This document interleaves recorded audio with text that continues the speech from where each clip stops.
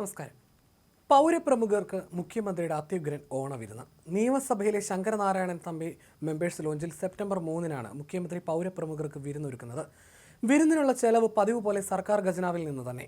25 ലക്ഷം രൂപയാണ് ചെലവ് പ്രതീക്ഷിക്കുന്നത്. രണ്ടാം പിണറായി സർക്കാരിന്റെ അവസാനത്തെ ഓണം എന്ന സവിശേഷതയും ഇത്തവണത്തെ ഓണത്തിനുണ്ട്. അവസാനത്തെ ഓണമായതിനാൽ പങ്കെടുക്കുന്ന പൗരപ്രമുഖരുടെ എണ്ണത്തിലും വർധനവുണ്ടാകും. വിരുന്നിൽ പങ്കെടുക്കേണ്ടവരെയെല്ലാം ഒരാഴ്ച മുമ്പേ ക്ഷണിച്ചിരുന്നു. സർക്കാരിനെ അനുകൂലിക്കുന്ന യൂട്യൂബ് ചാനലിലുള്ളവരും പൗരപ്രമുഖരുടെ ലിസ്റ്റിൽ ഇത്തവണ ഇടം പിടിച്ചിട്ടുണ്ട്. പ്രതീക്ഷിക്കുന്നതിനേക്കാൾ ചെലവ് ഉയരുമെന്നാണ് സൂചന. രണ്ടാം പിണറായി സർക്കാർ അധികാരത്തിലെത്തിയതിനു ശേഷം സിൽവർ ലൈൻ പദ്ധതിയുടെ പിന്തുണയ്ക്ക് വേണ്ടിയാണ് മുഖ്യമന്ത്രി ആദ്യം പൗരപ്രമുഖർക്ക് വിരുന്നൊരുക്കിയത്. പൗരപ്രമുഖരുടെ അകമഴിഞ്ഞ പിന്തുണ കിട്ടിയെങ്കിലും ജനരോഷം കനത്തതോടെ സിൽവർ ലൈൻ പദ്ധതിയിൽ നിന്ന് സർക്കാരിന് പിൻവാങ്ങേണ്ടി വന്നു. എന്നാലും പൗരപ്രമുഖരെ മുഖ്യമന്ത്രി കൈവിട്ടില്ല. വർഷത്തിൽ 3 പ്രാവശ്യമെങ്കിലും പൗരപ്രമുഖർക്ക് എന്തെങ്കിലും കാരണം കണ്ടെത്തി മുഖ്യമന്ത്രി വിരുന്നൊരുക്കും. തെരഞ്ഞെടുപ്പ് ഘട്ടങ്ങളിൽ പരസ്യ പ്രതികരണം വഴിയും വോട്ട് തേടിയും പൗരപ്രമുഖരിൽ പലരും സർക്കാരിന് വേണ്ടി ഇറങ്ങും.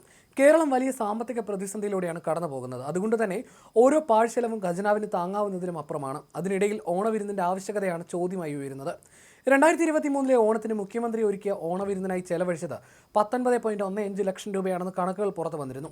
ഇത് പിന്നീട് 25 ലക്ഷമായി. ആദ്യമായിട്ടായിരുന്നു അന്ന് മുഖ്യമന്ത്രി ഓണവിരുന്നൊരുക്കിയത്. എത്ര പേർ ഓണവിരുന്നിൽ പങ്കെടുത്തു എന്നതിൻ്റെ കണക്കില്ല.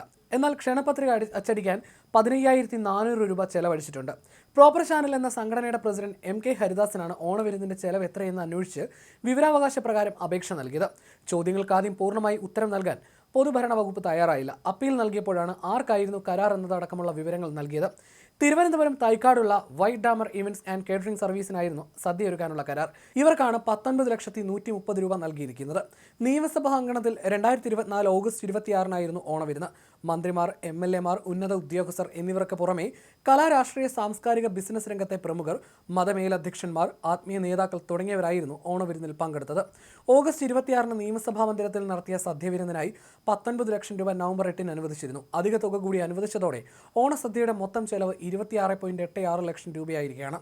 വിരുന്നിന് 19,130,000 രൂപ ചെലവായെന്നും ഹോട്ടലിന് പണം നൽകിയെന്നും പൊതുഭരണ വകുപ്പിന്റെ വിവരാവകാശ മറുപടി അടുത്തിടെ പുറത്തു വന്നിരുന്നു. അതേസമയം ഓണസദ്യയിൽ എത്ര പേർ പങ്കെടുത്തുവെന്ന കൃത്യമായ കണക്കില്ലെന്നാണ് വിവരാവകാശ നിയമപ്രകാരമുള്ള ചോദ്യത്തിന് സർക്കാരിന്റെ മറുപടി. 5 തരം പായസം ഉൾപ്പെടെ 65 വിഭവങ്ങൾ ഉൾപ്പെടുന്ന സദ്യയാണ് സ്വകാര്യ കേറ്ററിംഗ് സ്ഥാപനം വിളമ്പിയത്. സ്പീക്കർ AN ഷംസീർ നിയമസഭയിൽ ഓണവിരുന്ന് നൽകിയിരുന്നു. ഇതിന് പുറമെയായിരുന്നു പൗരപ്രമുഖർക്കായി മുഖ്യമന്ത്രി 2023 സദ്യ ഒരുക്കിയത്.